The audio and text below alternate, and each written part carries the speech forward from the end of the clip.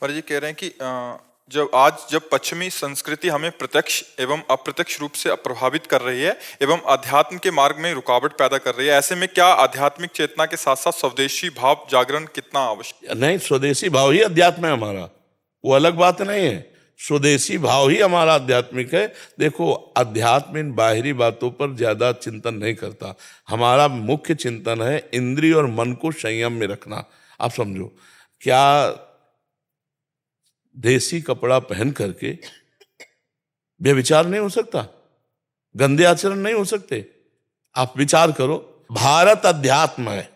भारत का अगर अर्थ है समझो तो अध्यात्म है। अध्यात्म तुम्हारी वासनाओं को नष्ट कर देगा, सब बात बन जाएगी। ऐसा हम नहीं कह सकते कि विदेशी यंत्रों को फेंक दो, नहीं, हर जेब से मोबाइल फेंकवाना पड़ेगा। आप समझ रहे हो? विदेशी गाड़ियां हैं, हम देश और विदेश, विश्व पूरा हमारे भगवान का है। हमको अच्छे आचरण लेने, हमको गुण लेना है। विदेश में भी बहुत गुण है, ऐसा नहीं कि गुण नहीं। हम स्वदेशी, विदेश से पढ़ के डॉक्टर आते हैं, बहुत बड़े बड़े रोगों का निदान कर देते हैं।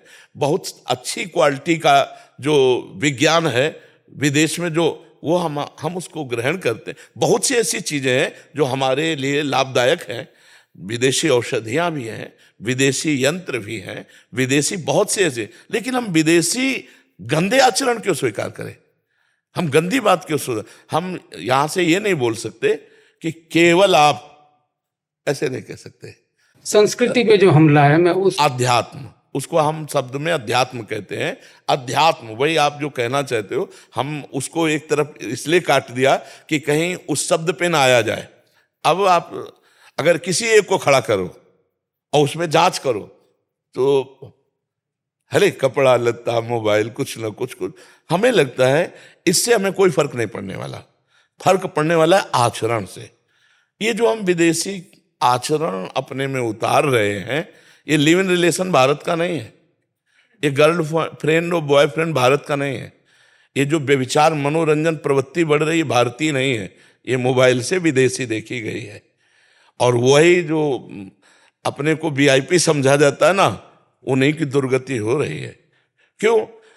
इतना वासना का जो भूत चढ़ा है वो उसे शांति नहीं लेने देगा, उसे चैन से नहीं लेने। देखो, निर्वासनिक हृदय कितना आनंदमय होता है। तो हमारा भारत अध्यात्म, भारत शब्द ही अध्यात्म समझ लीजिए। अगर अध्यात्म से हम जुड़ करके चले तो जितेंद्रियता, मनोनिग्रहता, सत्य, ब्रह्मचर्य, अपरिग्रह, बहुत से ऐसे महान लक्षण है जो दिव्य प्रकाश, आपका चेहरा प्रकाशित हो जाए, आपका हृदय आनंदित हो जाए। पर ये जो गलत आचरण है, हम उन पर प्रहार करना चाहते हैं कि इनका सुधार हो, और इनका सुधार होगा हम एक एक अपना सुधार करें।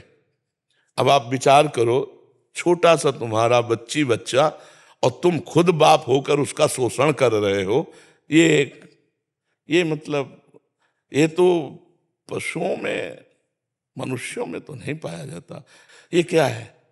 ये जो कुवासना है, इसको जब तक नहीं मिटाया जाएगा तो बाहरी परिवर्तन से हमें लगता कोई आंतरिक परिवर्तन होना चाहे। अरे यार, पिता अपनी पुत्री के चरण छूता है, कैसी पवित्रता हमारे देश की! ये कहाँ से आ गई अपवित्रता? आप विचार करो। तो हमें लगता है हमारे जो शास्त्रों में लिखा है, हमारे जो धर्म शास्त्र आदेश करते हैं, यदि उसके अनुसार चला जाए तो बहुत जीवन आनंदमय हो। अगर उसका विरोध करके चलेंगे, भगवान के वचन श्री कृष्ण चंद्र जी के, तस्मात् शास्त्रम प्रमाणन्ते कार्याकार्यो व्यवस्थितो, कार्य और अकार्य की व्यवस्था शास्त्र से जुड़ी हुई। और आज शास्त्र को मानने के लिए कोई तैयार नहीं है। ये तो हम बहुत भगवान की कृपा मान रहे हैं कि इस समय कोई सत्संग सुन रहा है, इस समय कोई एकांतिक सुन रहा है, कोई बातें मान रहा है। और सुबह जब आते हैं ना, अपार भीड़, जैसे आज रविवार थे, और उसमें 10-20 हजार छोड़ दो, बका सब जवान। अगर उसमें देखा जाए तो 80% जवान राधा राधा। अगर ये सुधरे तो हमारा भारत सुधर जाएगा। जवान सुधर गए तो सब सुधर। तो इसका मतलब है कि अगर हम धर्मशास्त्र के अनुसार चल करके धर्मशास्त्रों का उपदेश करें तो हमारे देश का सुधार हो जाए। पर अगर हम धर्मशास्त्रों को बेचें तो सुधार नहीं होगा और दोष दर्शन हो जाएगा। अध्यात्म बिकता नहीं, और जो बिकता है वो अध्यात्म नहीं होता है। तो हमें चाहिए, हम भारतवासियों को, कि अध्यात्म को अध्यात्म की धरोहर बनाए, व्यापार ना बनाए, तो अध्यात्म प्रकाशित हो जाएगा, अध्यात्म का बल हो जाएगा। 3 प्रकार से हम अध्यात्म को बेच रहे हैं, एक धन के लिए, एक मान के लिए, और एक नाम के लिए। अगर इन तीनों प्रकार के अध्यात्म को केवल भगवान के लिए हो, केवल जन सुधार के लिए हो, भगवान पे अगर विश्वास है तो देनहार कोई और है, देत रहते दिन रैन, वो पता नहीं कहां से दे देगा। हम भगवान की चर्चा निशुल्क करें, जो आ जाए तो राधे राधे, तो उसका प्रभाव। और दूसरी बात, जो चर्चा करें वो हमारे जीवन में हो, तब प्रभाव पड़ेगा। अगर हम कह रहे हैं तुमसे कि समोसा मत खाना, और हम समोसा खाते हैं, तो कोई प्रभाव नहीं पड़ेगा। पहले हम समोसा छोड़े, फिर तुमसे बोले कि समोसा मत खाना, तो वो ऐसा प्रभाव पड़ेगा कि तुम्हारे दिमाग में चक्कर लगने लगेगा। यार बाबा ने कहा समोसा नहीं खाना, ऐसे प्रभाव पड़ता है। स्वयं परम पवित्र चरित्र, स्वयं भगवान में स्थित, फिर भगवान का उपदेश, और वो भी निष्काम, तब बात बन जाए। देखो गोस्वामी तुलसीदास जी करे, चौथी भगति मम गुणगण करहि कपट तज गान।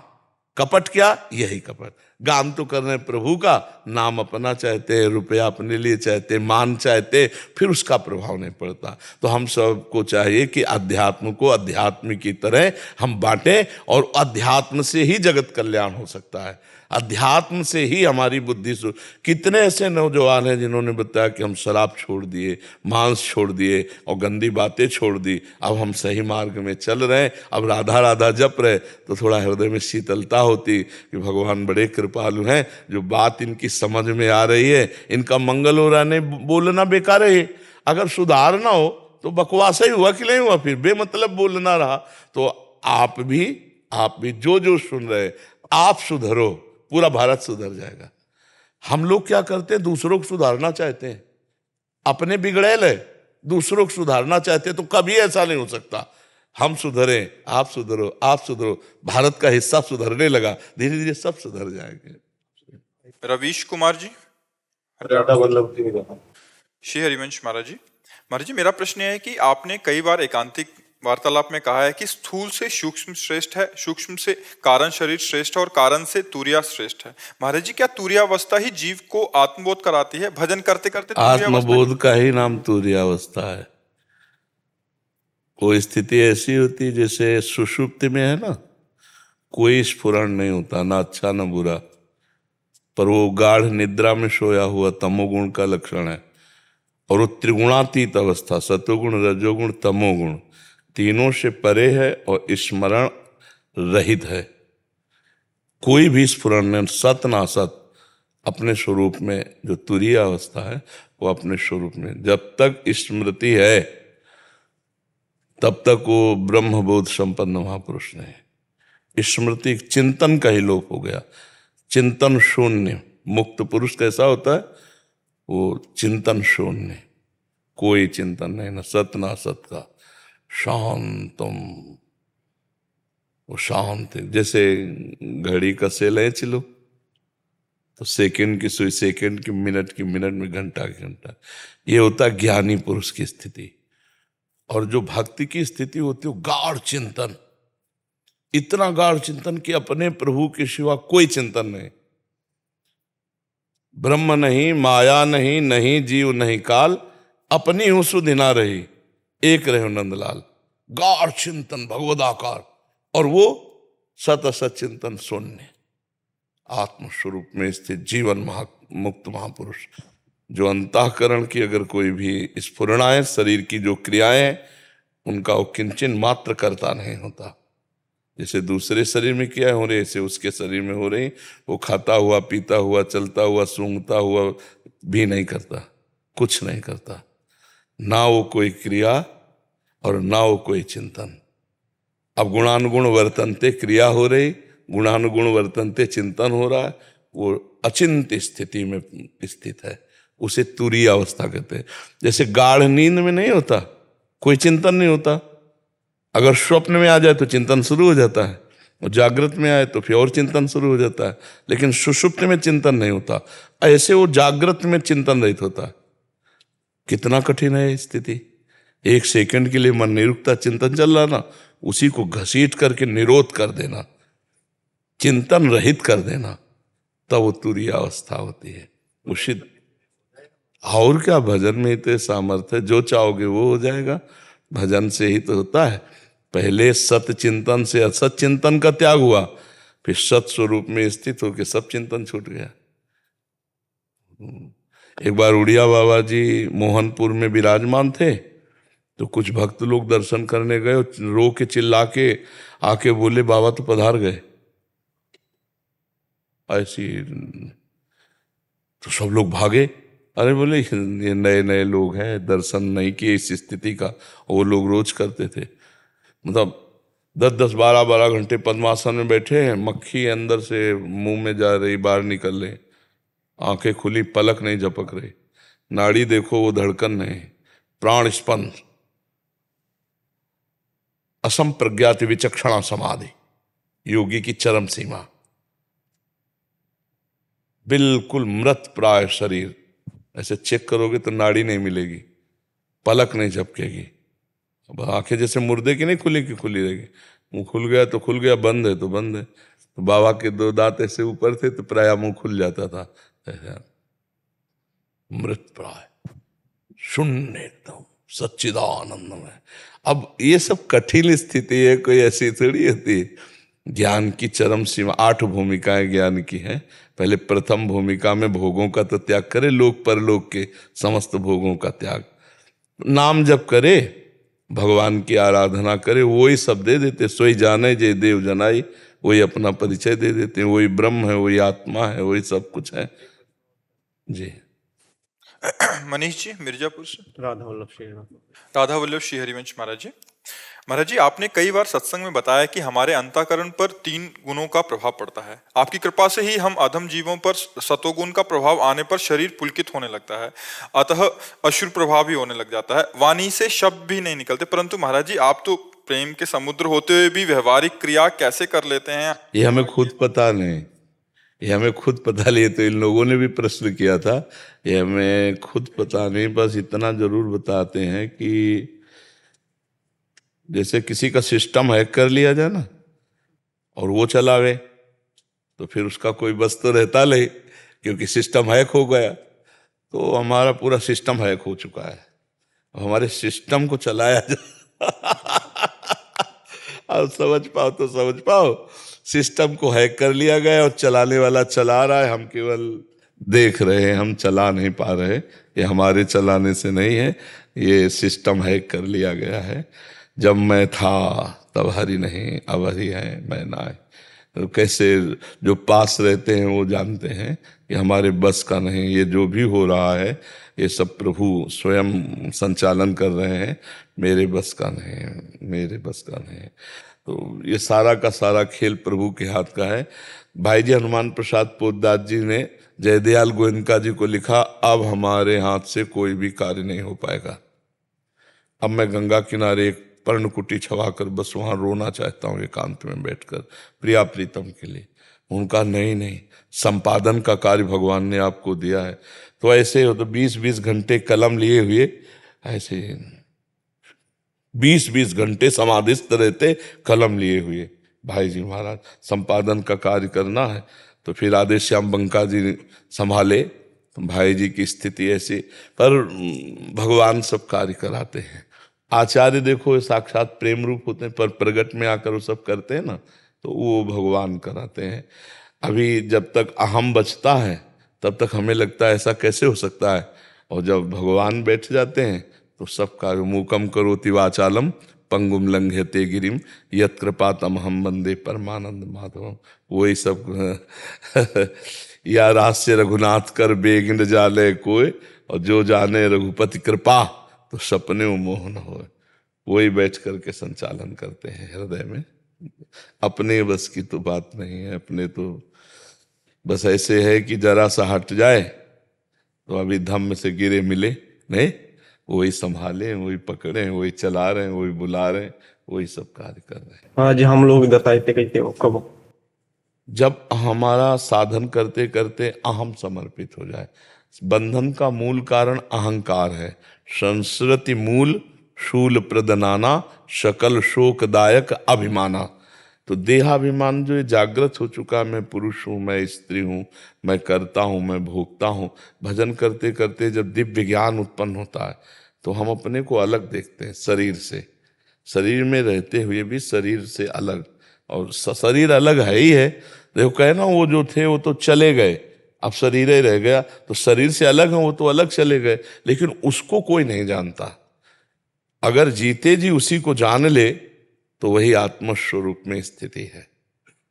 अब भगवान का खूब भजन करे, दूसरों का उपकार करे, पवित्र भोजन पावे और अधिकतर ब्रह्मचर्य से रहे, क्योंकि इस मार्ग के लिए जो दिमाग की ताकत चाहिए वो हलवा बादाम से नहीं आती, वो ब्रह्मचर्य से आती है। नहीं दिमाग ही नहीं लगेगा। आप लिखो राधा नाम और 1 घंटा उसी पे ऐसे रहो, राधा बिल्कुल हटेगा नहीं। हर समय अंदर राधा चल रहा है, राधा सुन रहे हैं, दिमाग फटने लगेगा, मन भागने लगेगा। अगर ब्रह्मचर्य ठीक नहीं रहे, थोड़ी देर में ऐसे लगेगा ऐसे, और ब्रह्मचर्य ठीक है तो डटे रहोगे। ब्रह्मचर्य शारीरिक बल, आध्यात्मिक बल, बौद्धिक बल, सब बल प्रदान करता है। तो संतानोत्पत्ति के लिए गृहस्थ को उचित आदेश है। विरक्त को या जिनका ब्याह नहीं हुआ उनको तो बहुत संयम से अपने जीवन को भगवान की तरफ बढ़ाना चाहिए। ब्रह्मचर्य बहुत बड़ा वरदान है। इसी ब्रह्मचर्य के नाश में दुनिया डटी हुई है, नहीं डटी हुई, इसी का नाश। Boyfriend, girlfriend, live in relation, ये वो बस ब्रह्मचर्य नाश। जिसके निकालने में इतना सुख, उसको रोकने में कितना सुख होगा तुम सोच भी नहीं सकते। रोक कर देखो, बहादुर हो तो। जैसे अपने को लोग बहुत वीर मानते हैं, हम कहते हैं वीर बहादुर हो तो वीर को रोक के देखो, वीर हो तो वीर को रोक के देखो। बहुत कठिन बात है, बहुत कठिन बात। हाँ, संयम में हो जाए तो 10-10, 20-20 वर्ष हो गए।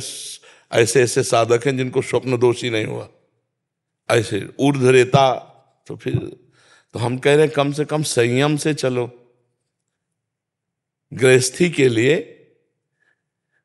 एक शिष्य जो सेवा में जाते थे संत के, तो उनका ब्याह हुआ, तो उन्होंने पूछा महाराज जी ब्याह हुआ है तो हम गृहस्थ में कैसे व्यवहार करें, संतों से ही, क्योंकि शास्त्रों तक हमारी पहुंच नहीं।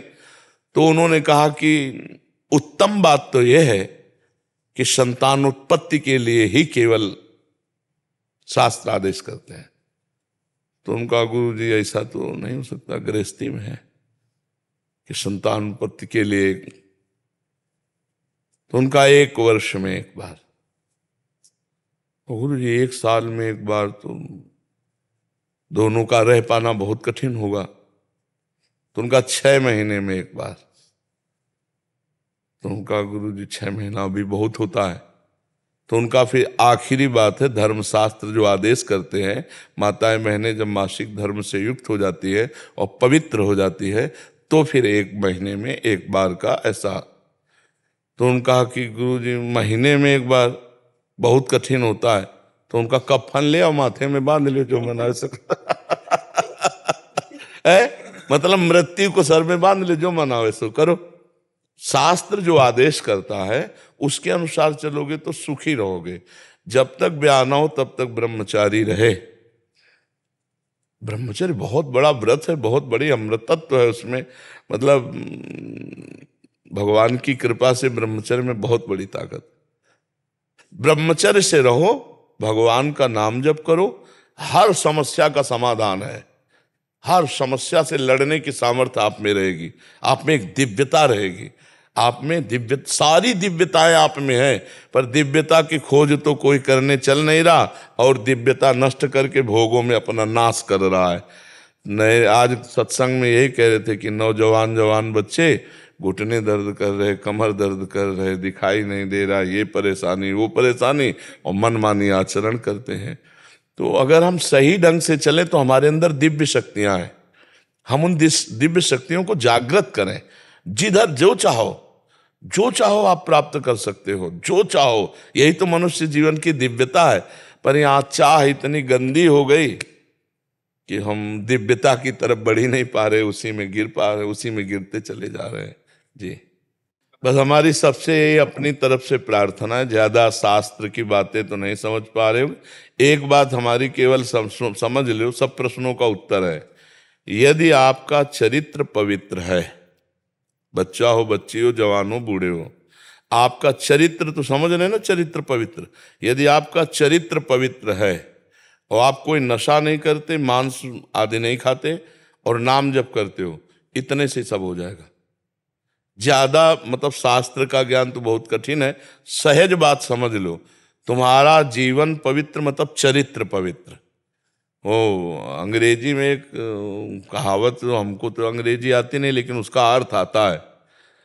उसके में है कि जिसका धन गया उसका कुछ नहीं गया, और जिसका स्वास्थ्य गया कुछ गया, और जिसका चरित्र गया सब कुछ गया।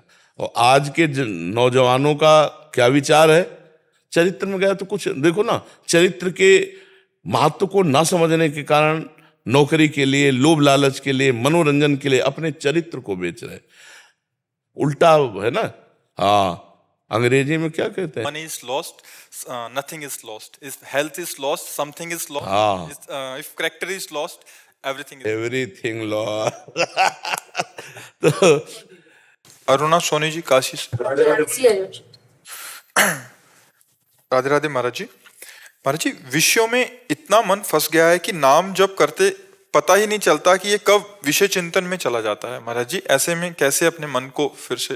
जबान से नाम जी है जपी जागहि जोगी, नाम राम नाम मणिदीप धर जी है देहरी द्वार, तुलसी भीतर बाहिरहु जो चाहत उजियार। यदि शुद्ध ज्ञान चाहती हो, निर्वासनिक स्थिति चाहती हो, तो जबान से नाम जप करो। उपांश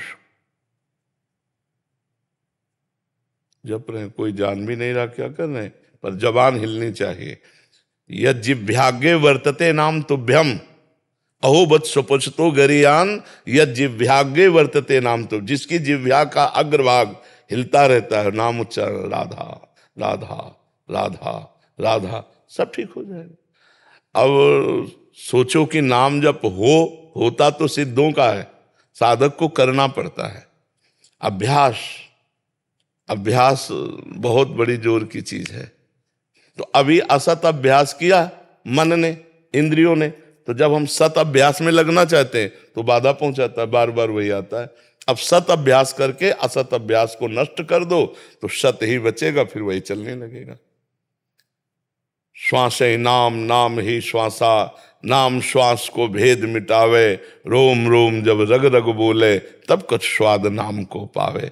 खूब जपो पहले, जैसे गरीब आदमी धन कमाने में लगता है, ऐसे लगो जैसे उसको ओवर टाइम कष्ट नहीं लगता। 2 घंटे कर लिए तो 200 रुपया और मिल जाएगा। ऐसे हम आधा घंटा और नाम जप कर ले, हमारा मन पवित्र होगा, भगवान की कृपा मिलेगी, लोक परलोक सारे सुख हमें प्राप्त हो जाएंगे। यदि भगवान मिल गए तो सब सुख प्राप्त हो जाते हैं। एक भगवान ही है जिनकी चाह करने पर सारी चाहें मिट जाती हैं। एक भगवान ही है जिनको जान लेने पर सब जानकारियां पूर्ण हो जाती हैं। एक भगवान ही है जिनको प्राप्त कर लेने के बाद अब कुछ प्राप्त करना बाकी नहीं रहता। इसलिए नाम जप करो लोभ से, भगवान के नाम में लोभ पैदा करो। आज 10,000 जपा तो आज हम 15,000 जपेंगे, हम आज 16,000 जपेंगे। ऐसे आजकल तो बहुत बढ़िया वो काउंटर चल गया है, तो उसमें पूरा जितना जपो सब, तो उससे लोभ बढ़ता है कि हम और अधिक से अधिक जप करें। अच्छा बताओ, 3 घंटे फिल्म तुम्हारी पसंद की लगी हो, मन जाएगा कहीं? कहीं नहीं जाएगा, 3 घंटे नहीं जाएगा। और माला लेके 30 मिनट बैठ जाओ, उपद्रव मचा देगा, क्योंकि उसका अभ्यास हमने संसार में करवाया है। और जब हम भजन में करवाते हैं तो भजन का जब अभ्यास पकड़ लेता है फिर वो नहीं छोड़ता है। मन का कार्य है पकड़ना, उसको पकड़ा दो। अभी भजन पकड़ा दो, उसको पकड़ में जितनी चीजें पहले वो छोड़ेगा, तो गंदी बातें जो हमारे मन में आती है वो छोड़ रहा है, वो निकल रही और नाम पकड़ रहा है। जब हम नाम जप करते हैं और गंदी बातें आती हैं, संसार की बातें आती हैं, तो वो मन से निकल रही हैं, वो डिलीट हो रही हैं। और खूब नाम जप करो, नाम भर जाए तो वही चलने लगेगा। फिर जागृत स्वप्न सुषुप्ति स्फुरत में राधा पदा जब छटा, स्वामिनी जी का रूप राधा नाम अमृत है, अमृत है। अपना जन्म का जन्म हमने संसार में खो दिया, कुछ हाथ नहीं लगा।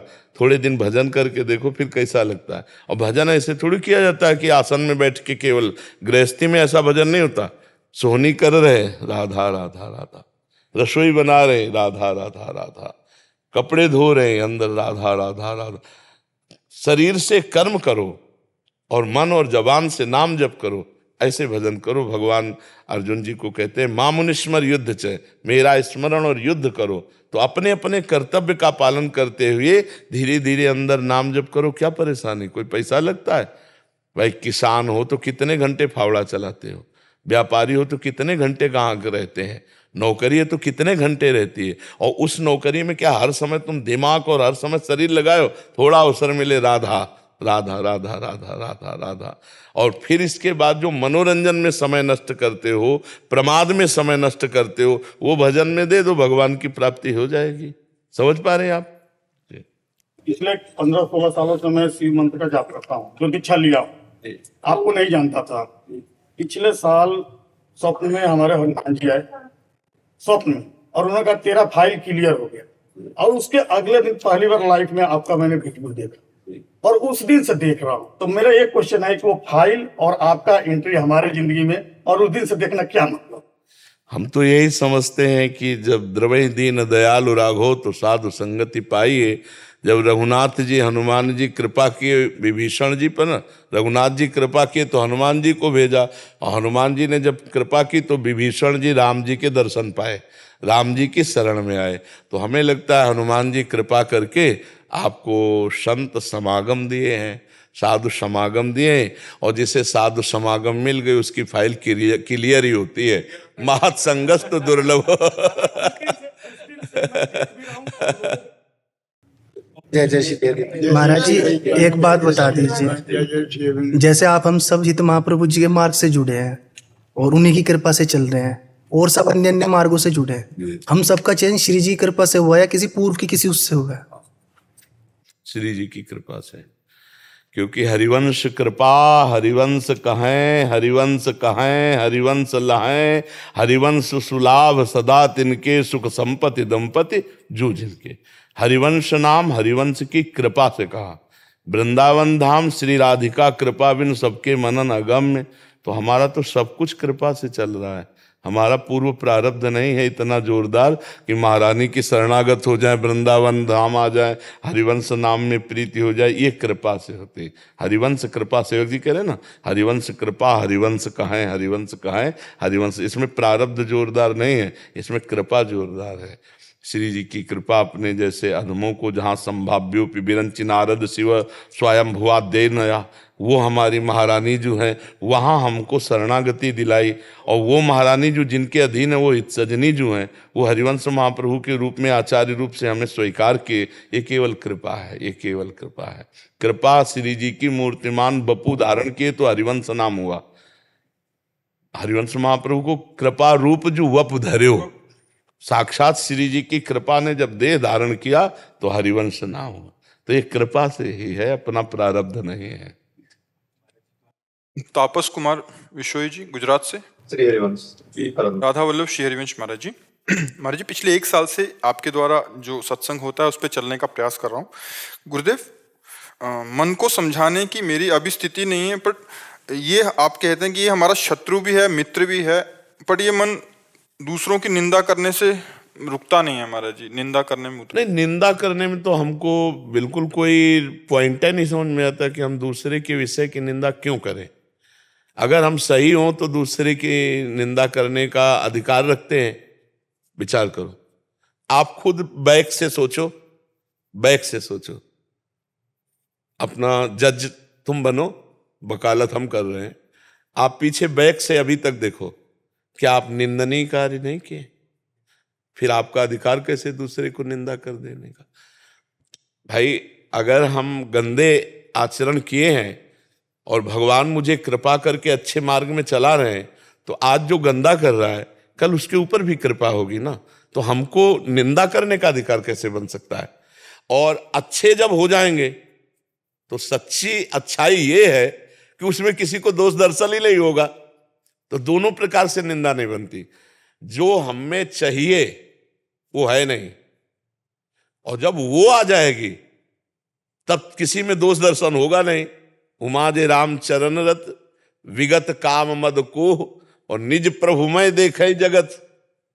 जब अपने प्रभु को देखोगे तो निंदा क्या करोगे? असली अच्छाई यही है, सब में प्रभु को देखना।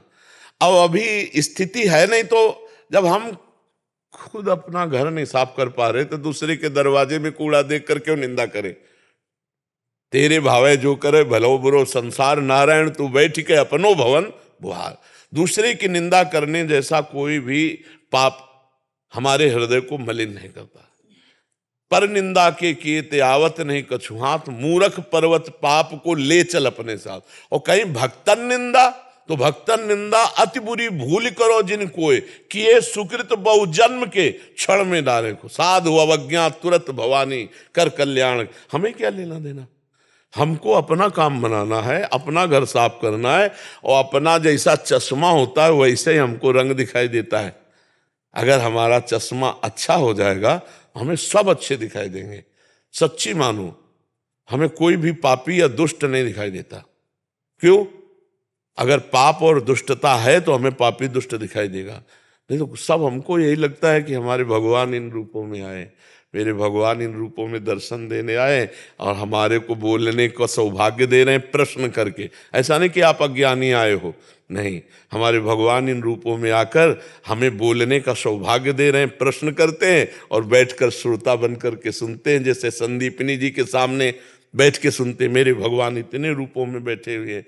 और अगर हम दोष दर्शन करेंगे तो भगवान को नहीं देख पाएंगे, माया के गुणों को देखेंगे। तो जब माया के गुणों की बात आई तो प्यारे कोई भी ऐसा सृष्टि में नहीं बना शरीर जो दो से न बना हो, पाप और पुण्य दोनों से। और जब पाप पुण्य से बना है तो क्रियाएं भी दो ही प्रकार की होती हैं, पाप और पुण्य की। अब जो त्रिगुणातीत हो गए हैं उनकी बात अलग है, लेकिन जितना लेवल है त्रिगुण के अंतर्गत तो घोर पापी से भी पुण्य होता है और बहुत अच्छे पुण्यात्मा से भी पाप बन जाता है। ये सृष्टि का क्रम है। तो हम किसी की निंदा क्यों करें? निंदा करने का तो मतलब कोई सवाल ही नहीं उठता है। इसलिए नहीं उठता है कि जब तक हम उस योग्य नहीं हुए, श्रेष्ठ नहीं हुए, तब तक निंदा करना बनता नहीं। और जब श्रेष्ठ हो जाओगे तो उसमें श्रेष्ठता यही है, या तो सब में ब्रह्म भाव और या जड़ चेतन जग जीव जत सकल राम में जाने। अब हम किसकी निंदा करें? अपना ही स्वामी है किसकी निंदा करें? गोरे उसके, काले उसके, पूरब पश्चिम वाले उसके, सब में उसी का नूर समाया। कौन है अपना कौन पराया, सब रूपों में सिया राम में सब जगह। किसकी निंदा करें? क्यों भाई आप हमें बताओ किसकी निंदा करें? सुबह मन से बना के जाता हूँ, आज किसी का निंदा नहीं करूंगा। नहीं, हम उसी मन को तुम्हारे नीचा दिखा रहे हैं जो गलत आपको दिखाता है। किस बात की क्यों निंदा करें? हम महान हैं क्या? तो फिर हमें मौन रहना चाहिए। हमें अपना कपड़ा देखना है कि कितनी जगह से दाग लगा हुआ है। आप अपने हृदय को पवित्र करो और भगवान, और जिस दिन हृदय पवित्र हो गया उस दिन बताना कि संसार में दोषी कौन है। घोर पापी में भी मुस्कुराता हुआ वही दिखाई देता है। घोर दुराचार परायण गाली दे रहा है, हमें मार रहा है, तो भी उसमें जब गौर से देखो तो वही दिखाई दे। प्यारे, कोई भी रूप तू रख के है, तू ही है, दूसरा कोई नहीं है। पक्का समझ लीजिए, बिल्कुल सच्ची मान लीजिए, वही परमात्मा सब रूपों में खेल कर रहा है। अगर हम दोष दर्शन करेंगे, निंदा करेंगे तो अपनी दुर्गति कर लेंगे। इसलिए सबसे प्रार्थना है, हाँ, जैसे हमारा कोई मित्र है गलत है तो हम उसको, उसी को केवल पर्सनल, ये भाई देखो हमारी तुम्हारी मित्रता, तुम गलत हो, इसको ठीक कर लो, लेकिन उसके पीछे उसकी बात करना निंदा हो जाएगी। उसी से केवल बात करें। जैसे माता पिता को पुत्र के दोष दर्शन करने का अधिकार है। पुत्र को दोष अगर है तो देखकर डांटना, फटकारना, चपत लगा देना, ऐसे गुरु का अधिकार शिष्य पर है, ऐसे ही मित्र का अधिकार मित्र पर है। तो हम अपने समाज में मित्रवत व्यवहार करें। अगर कोई गलत है और हम भाई बहुत बढ़िया तुम उसे बनाना चाहते तो हाथ जोड़ के कहो भाई ये बात गलत है, हमने संतों से सुनी, शास्त्र में सुनी, और आप भी जानते हो गलत, इसे छोड़ दो, ये निंदा नहीं होगी। लेकिन उसके पीछे फिर 4 लोगों से उसकी बात करना, ये निंदा हो जाएगी और वो आपके पुण्य को नष्ट कर देगी। इसे क्यों भाई, पुण्य कमाना कितना कठिन है, गंवा क्यों? तो इसलिए मौन हो जाओ। जब आपको निंदा करने की बात आवे तो मौन हो जाओ, राधा राधा राधा राधा। अरे भगवान की शरण में, इसलिए वो बड़ों की शरण में इसलिए है। नहीं अभी छोड़ दे, भगवान जरा सा माया का इशारा कर दे तो अभी रद्दी कागज हो जाए। नहीं, नारद जी को थोड़ा आया कि काम विजयी हो, भगवान के पास गए, शंकर जी के पास, बोले हमने काम विजयी किया। इसलिए बता रहे हैं कि उनको क्रोध भी नहीं आया और शंकर जी को क्रोध आ गया था। तो शंकर जी ने कहा बहुत बढ़िया बात है, हमसे तो बता दिए, भगवान से मत कहना जाके। तो उनको लगा ये हमारी प्रशंसा सह नहीं पा रहे हैं। हरि जी के पास गए, सीधे पहली बात यही रखे, भगवान से कहा कि हम काम विजयी। तो भगवान ने कहा आपका काम विजयी होना कोई आश्चर्य की बात नहीं, आपका जो सुमिरन कर ले वो काम विजयी हो जाए। और फुल्लरा बढ़ गया। अच्छा प्रभु, बोले हाँ चलो। और आगे जाके नगर रच दिया भगवान ने माया का। तो वहां लोग बातचीत करे तो बोले, नारद जी ने कहा क्या? बोले एक राजकुमारी का स्वयंवर हो रहा है महाराज के। तो ऐसे गए, अब राजा ने देखा, साष्टांग दंडवत, कुछ नहीं सब माया के द्वारा रचा, साष्टांग दंडवत किया, आओ महाराज नारद जी। अच्छा आप हमें पहचान? हाँ महाराज आपको कौन नहीं पहचानता, आप तो विश्व पूज्य है। नारद जी को सिंहासन पे बैठा ला, लाओ राजकुमारी को। चोई राजकुमारी को देखा, वो विश्व मोहिनी भगवान की माया। नारद जी के ओंठ सूख गए, काम विजयी कह के आए भगवान से, ओंठ सूख गए कि यार मतलब जिंदगी में ब्याह का मन नहीं हुआ, पहली बार देख करके ब्याह का मन हुआ राजकुमार नारद जी। अब वो जो राजा थे उन्होंने कहा महाराज लड़की का हाथ दे के बताओ दूल्हा कैसा मिलेगा। जो ही रेखा देखी सोई कि जो दूल्हा इसका होगा वो अविनाशी लक्ष्मीपति और सब भगवान के गुण। तो उन्होंने कहा बस अब तो ब्याह पक्का, हम ही करेंगे ब्याह। लेकिन मुझे नारद के रूप में कौन ब्याह करेगा? नारद के रूप में कौन ब्याह करेगा? भागे एकांत में गए। खास बात यह है कि भगवान का इतना माया प्रभाव होने पर भगवान ही उनको अपने लगे। देखो एकांत में गए और कहा कि नाथ जल्दी प्रकट हो, हमारी एक इच्छा है। भगवान प्रकट हो गए। कहा प्रभु इस समय तपस्या के द्वारा वो रूप तो नहीं प्राप्त किया, आपकी कृपा के द्वारा प्रभु अगर आपका हरि रूप मिल जाए। तो उनको लगा कि भगवान का रूप मिलेगा, फट से जयमाला आ जाएगी। तो कहा एक बात बहुत जोर की निकल गई, जे विधि होए नाथ हित मोरा करो सुबेग। भगवान ने इसी बात को पकड़ लिया, कहा जे विधि हुई है परम हित, हित है नहीं परम हित, जाओ तुम्हें हरि का रूप दिया।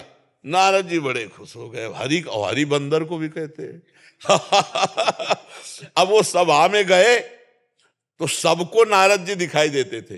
राजकुमारी को 2 शंकर जी के पार्षद थे, उनको मरकट बदन भयंकर। तो राजकुमारी सोचती इतनी सुंदर सभा में बंदर कहां से आ गया। तो उधर माला भी नहीं, तो जिधर जाती नारद जी उचक के उधर जाते, राजा खड़े हो जाते, वहां वो बैठ जाते हैं, क्योंकि सबको नारद जी दिखाई दे रहे हैं। हर कितनी कुर्सी बदल दी, लेकिन राजकुमारी गले में माला किसी के नहीं डाले। इतने में भगवान आ गए राजकुमार बन के, भगवान स्वयं ऐसे मूर्तिमान। अरे भैया तुरंत जयमाला पड़ी और नारद जी को लगा कि यार जिंदगी चली गई, मतलब बहुत दुखी हुए। तो भगवान शिव के पार्षद कहे कि आप बड़े रूपवान हो, बहुत उचक रहे हो, जरा पानी में अपना चेहरा तो देखो। तो जो ही देखा तो बंदर का भयंकर। बोले इसी से राजकुमारी, हरि हमारे साथ धोखा किए, हमने कहा था हरि रूप देना, दे दिया बंदर का रूप। भागे, जा रहे थे वैकुंठ भगवान के पास, रास्ते में ही बात करते हुए भगवान गले में हाथ डाले और उसी राजकुमारी से बात कर। नारद जी ने कहा जल गए। देखो माया का प्रभाव, अपने इष्ट से जल गए कि जिंदगी में तो हमको चाहा नहीं, एक बार ब्याह की चाह, वो भी ये आके कर ले गए। मतलब और कोई करता तो चलो, ये ही आके कर ले गए। भगवान से कहा कि परम स्वतंत्र न सिर पर कोई, भावे मनो करो तुम सोई। आज देखो नारद से पाला पड़ा है, जाओ मैं शाप देता हूं, जिस तरह मैं स्त्री वियोग से तड़प रहा हूं ऐसे तुम तड़पोगे, और जो बंदर का रूप दिया यही तुम्हारी सहायता करेगा। भगवान ने कहा स्वीकार है। तब हरि माया दूरी निवारी, तहां न रमा न राजकुमारी कुछ ले। अरे नारद जी चरणों में, हे भगवान त्राहिमाम त्राहिमाम। ऐसी है भगवान की माया। बड़े बड़े सिद्धों को जो है ना, नारद जी सिद्धों के गुरु है, तो हम तुम गर्व करें कि मतलब कुछ है, तो आप समझ लो कि क्या दुर्दशा हो जाएगी। जब नारद जैसे सिद्धों को गर्व करने पर भगवान की माया परास्त कर देती है, तो हमें चाहिए किसी की निंदा न करें, सबसे झुक करके रहें, भगवान का नाम जप करें। डॉक्टर दीपक जी, डॉक्टर प्रीति जी फरीदाबाद से। राधा राधा राधे राधे महाराज जी। महाराज जी, हम दोनों पेशे से डॉक्टर हैं। हम लोग भाग्यशाली हैं क्योंकि हमें मरीजों का स्वस्थ हो जाने पर आशीर्वाद मिलता है। कुछ मरीज व उनके संबंधी मरीज के ठीक न होने पर हमारे प्रयत्न को समझते हैं, परंतु कुछ लोग कटु वचन दिल से बद्दुआएं बोलकर जाते हैं। ये बात हमें विचलित करती है। महाराज जी, एक बार आपने कहा था कि किसी के दिल से निकली बद्दुआएं इंसान को भोगनी पड़ती। नहीं, वो उस बद्दुआ तब लगती है जब आप सता रहे हो,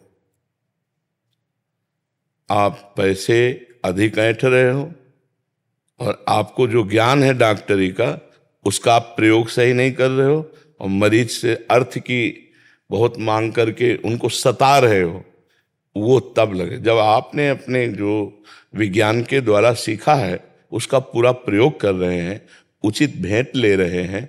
अब उसका भी तो प्रारब्ध है, उसका भी तो प्रारब्ध है, उसको भोगना पड़ेगा ना। प्रारब्ध तुम कहाँ जाएगा। हम अपना बताते हैं, डायलिसिस के लिए एक पेट का ऑपरेशन होता है ना, वो जो हाँ, तो दिल्ली से डॉक्टर बहुत सभ्य भक्त, पूरा प्रयास किया उसने, बहुत बढ़िया ऑपरेशन हुआ, लेकिन इन्फेक्शन कहीं से किसमें गया आप कुछ पता ले। अब वो दुर्गति हुई, 2 महीने अन्न मुंह में ना जाना, और कितना भयानक पीड़ा, भयानक। अब ये हमारा प्रारब्ध हो गया कि डॉक्टर इसमें कमी की। उसने तो अपना पूरा कार्य किया, अब इन्फेक्शन घुस गया तो क्या करे, जब वो फैल गया तो फिर वो क्या, हाँ, इतनी जोर की कि नस में जाए तो फटती हुई जाए, इतना कष्ट कि हम बता नहीं सकते। अब ये काला पड़ गया था, पूरा शरीर काला। अब उसको भोगना पड़ा। ये मूर्ख लोग हैं जो डॉक्टर को गाली देते हैं। कुछ डॉक्टर ऐसे, हम आपकी बात नहीं कहते, जो हैं स्वभाव में प्रमादी हैं, अर्थलोलुप हैं। आप ईमानदारी से मरीज को भगवान समझकर जितना ज्ञान है उतना ठीक प्रयोग कीजिए, और जितना उचित पैसा लगता है उतना उचित ले लीजिए। यदि वो नहीं देने लायक है, थोड़ा रहम भी कीजिए, दया भी कर दीजिए। इसके बाद अगर कोई बद्दुआ देता है तो ऐसे बद्दुआ देने से कुछ नहीं फर्क पड़ता। सताया है तो फिर दुखिया को न सताइए, दुखिया देगा रोए, और जब दुखिया के मुखिया सुने तब तेरी गति का हो। यहाँ ये बात है, सताना। अगर आप वहां अस्पताल में हैं, कोई भी मरीज सीरियस है, आप अपने हर सुखों को, भोजन को भी छोड़कर तत्परता पूर्वक लगिए। पैसा ही सब नहीं होता। भगवान ने आपको ज्ञान दिया है तो दूसरों का दुख निवृत्त करने के लिए।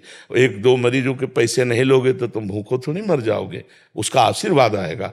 तो जहां बद्दुआ की बात होती है वहां सताना होता है। यदि आप सता रहे हो तो बद्दुआ से डरो, अगर सता नहीं रहे हो तो डॉक्टर कोई भगवान नहीं है कि जान बचा ही लेगा या रोग ठीक ही कर देगा। डॉक्टर एक विद्या है, उसका प्रयोग करेगा। अगर आपका प्रारब्ध है तो बच जाओगे, प्रारब्ध नहीं तो नहीं बचोगे, चाहे जितना उपाय कर ले। तो डॉक्टर क्या करेगा, तुम्हारा प्रारब्ध है, तुम्हें भोगना पड़ेगा। तो ये बात आप समझ रहे हैं ना। आपकी तरफ से किसी के प्रति ऐसी प्रमाद स्थिति, जैसे डांट दर्द करे ये और जमूरे से उखाड़ दिया साथी वाली दूसरे दिन आए तो फिर दर्द कर रही, बोले दर्द वाली तो है ही है। अब पता लिया, अब ऐसी डॉक्टरी तो नहीं होनी चाहिए। अब ऐसी डॉक्टरी में तो बदुआ लगी जाएगा कि रुपया गया और सही दाढ़ भी उखड़ गई। तो ये बात नहीं होनी चाहिए। बहुत प्रवीणता पूर्वक, जैसे कोई ऑपरेशन होता है तो देखो कितना बड़ा समर्पण होता है कि मरीज दस्तखत कर देता है कि मैं मर जाऊं तो आपको कोई दोष नहीं। अब आपको कितना उदार होकर के कि इसका जीवन मेरे हाथ में है, पूरी उदारता पूर्वक फिर नहीं बचता है तो उसमें भगवान साक्षी, भगवान आपको सपोर्ट देंगे। ऐसी बद्दुआओं से कुछ नहीं बिगड़ता है। लेकिन यदि आपने दूसरे का कहीं सताया, अहित किया, तो फिर आज नहीं तो कल वो बद्दुआ जरूर लगेगी। क्योंकि गरीब की हाय जो है ना, एक वो चमड़े की धौंकनी होती है ना, वो जब धौंका जाता है तो लोहा गला देती है। वहां मरे बैल की चाम से हाँ, वो उसकी धौंकनी बनती है और उससे लोहा गल जाता है। जब लोहा ऐसे किया जाता है पीटने के लिए, हाँ, तो जब गरीब की हृदय की धौंकनी जलेगी और तपेगी कि मैं कुछ तो नहीं कर सकता इसने, तो फिर वो जरूर ताप दे देगी।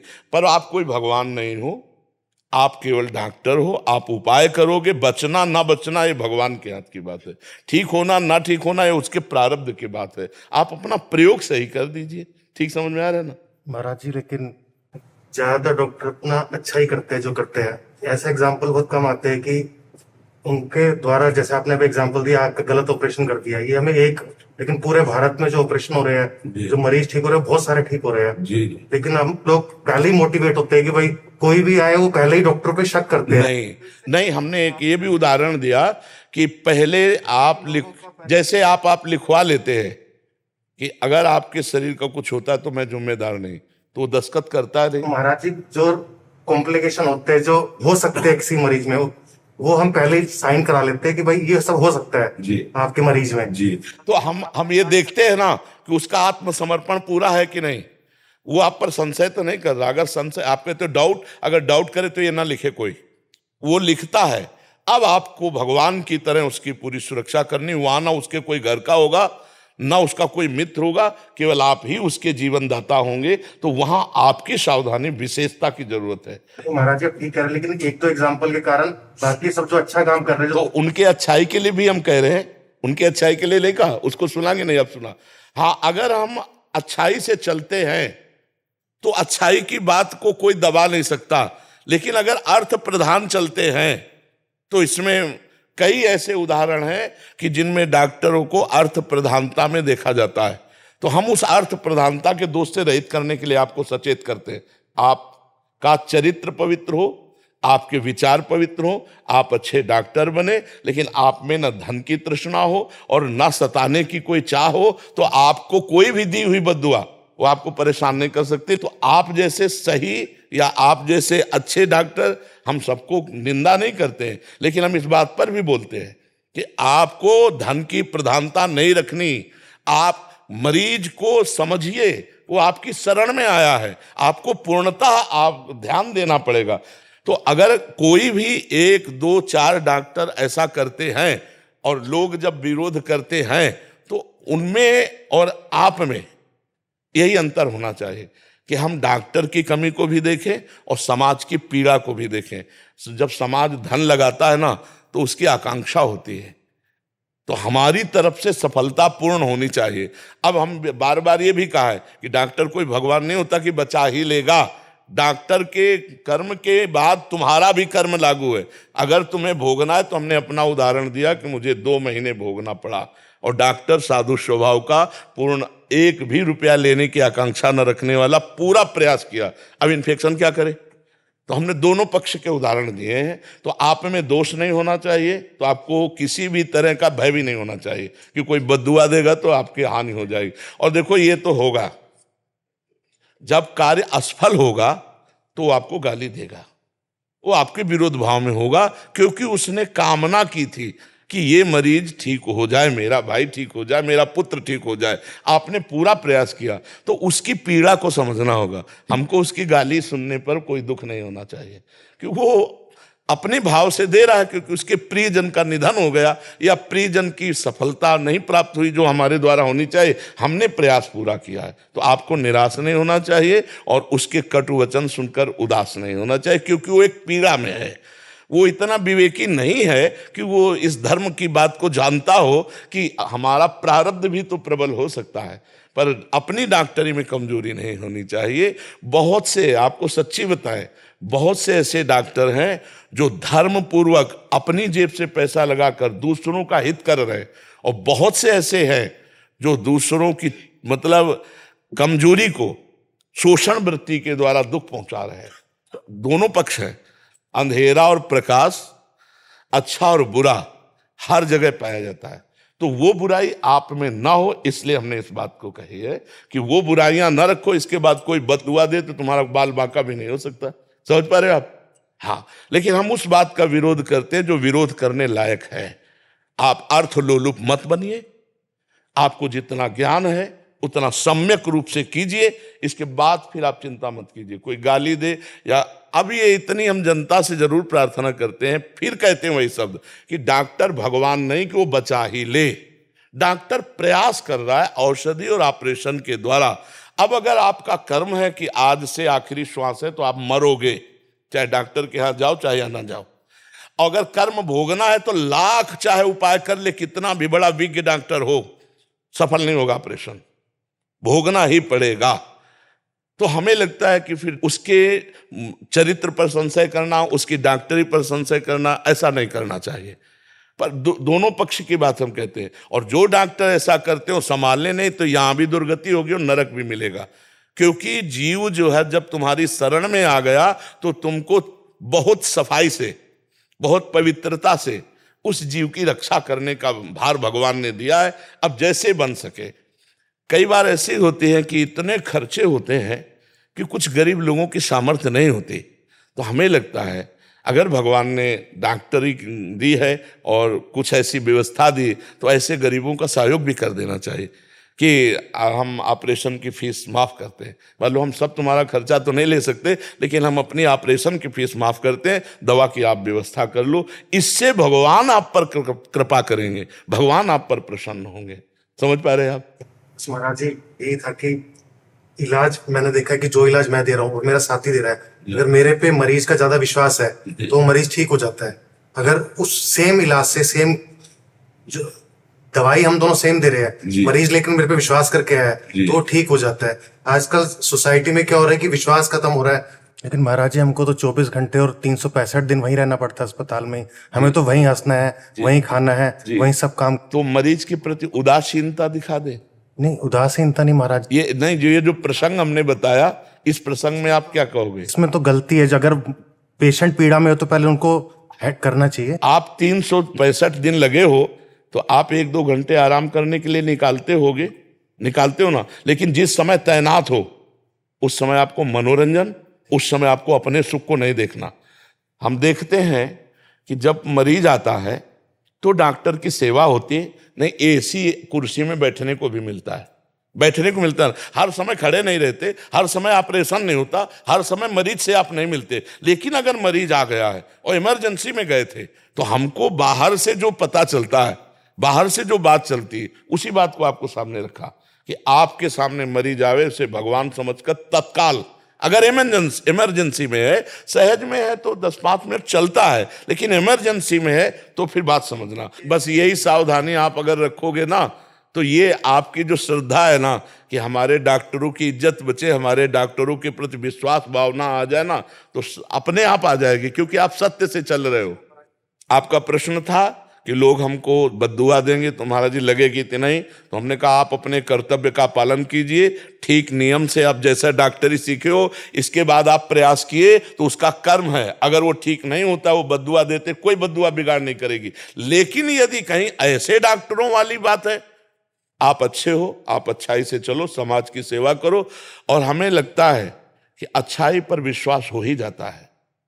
यदि आप सत्य से चलोगे, अपने कर्तव्य का पालन करोगे तो भगवान आपके साथ हैं, और विश्वास और श्रद्धा ये दोनों आपके समीप आएंगे।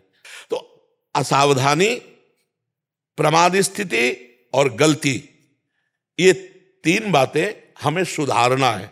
हम सबके जीवन में हो सकती है। सांगोपांग पूर्णता भगवान ही देते हैं। तो जहां ये समाज में हमारी गलती है वो अगर छूट जाए, और हमारे समाज के लोग डॉक्टर के प्रति जो ये भावना रखते हैं उसका त्याग करें, क्योंकि तुम्हारा कर्म और मृत्यु का समय ये 2 नहीं हटाए जा सकते। क्या हटा सकता कोई डॉक्टर? नहीं हटा सकता। तो यदि मृत्यु हो जाती है तो उसका समय था। आप वहां डॉक्टर के ऊपर आक्रमण मत कीजिए, क्योंकि मरने का एक निश्चित समय था। और दूसरी बात, सुधार नहीं हुआ तो उसमें भी तो प्रारब्ध है। डॉक्टर अपना सही उपाय कर लिया, इसके बाद ठीक नहीं हो, जैसे हमने अपना उदाहरण दिया कि 2 महीने मुझे भोगना पड़ा। अब अगर उस डॉक्टर से कहे कि तुमने क्या ऑपरेशन में कर दिया, तो वो तो फिर मतलब एक बहुत ही उपद्रवी स्वभाव होगा कि नहीं। हम जानते हैं कि उसने बहुत साधुता से सब अपना कार्य किया, अब इन्फेक्शन का भोग हमारा वो भोगना पड़ेगा। समझ पा रहे हैं आप जी? राधा राधा राधा राधा राधा राधा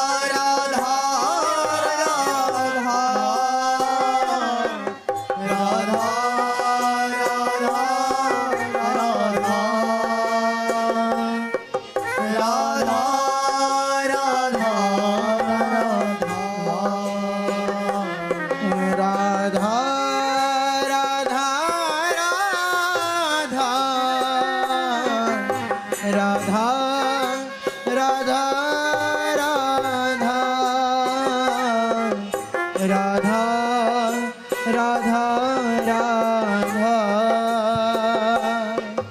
राधा राधा राधा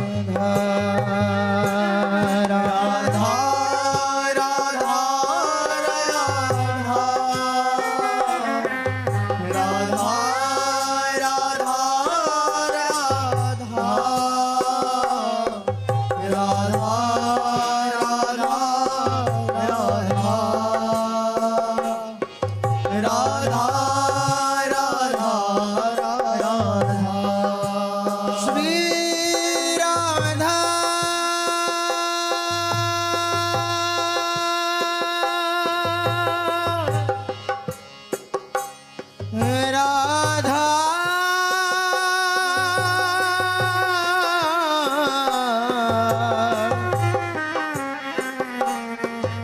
राधा